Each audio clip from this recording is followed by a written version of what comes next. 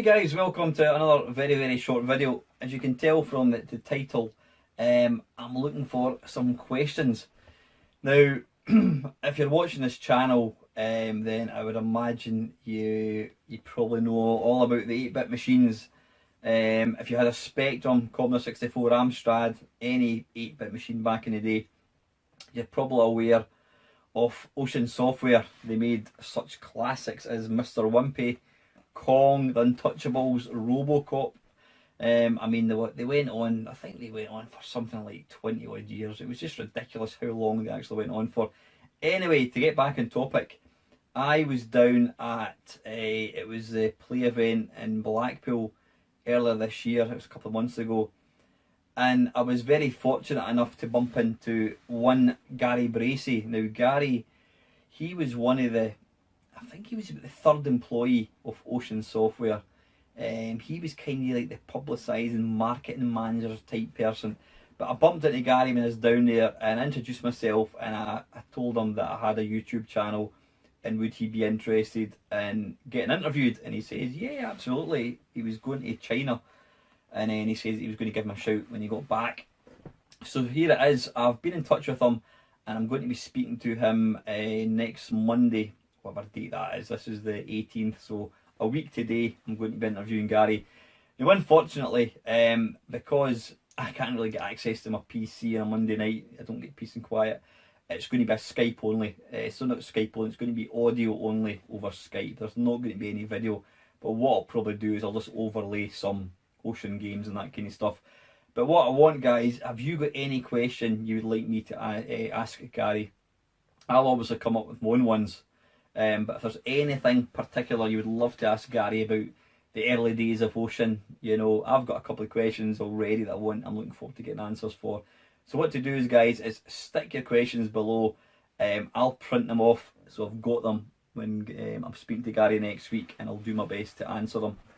Now, just a very quick little add-on to this. It's got nothing at all to do with me talking to Gary. My mate Tony Temple, now I've interviewed Tony quite a few times. He's the Missile Command World Champion. But Tony's actually better known now for having an absolutely ridiculously excellent arcade blog. Tony is an arcade collector. He doesn't, and that's wrong, he doesn't collect arcade machines. He restores arcade machines. I mean, Tony's got about half a dozen machines that he's bought, you know, and he restores them to their former glory.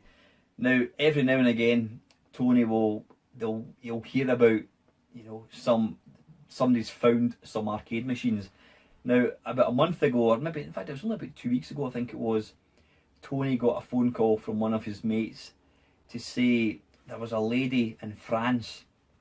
She'd bought a house in France. She was an English lady. She'd bought this house in France, and it used to be a restaurant. Now, the guy that owned it had sadly passed away, but when she got the keys for it, she discovered just an absolutely metric ton of classic arcade games.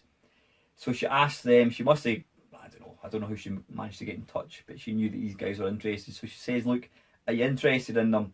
So Tony and about half a dozen guys, they hired a number of transit vans, and they drove, I think they did something like, it was something like 1,500-mile round trip to not to Paris, to France.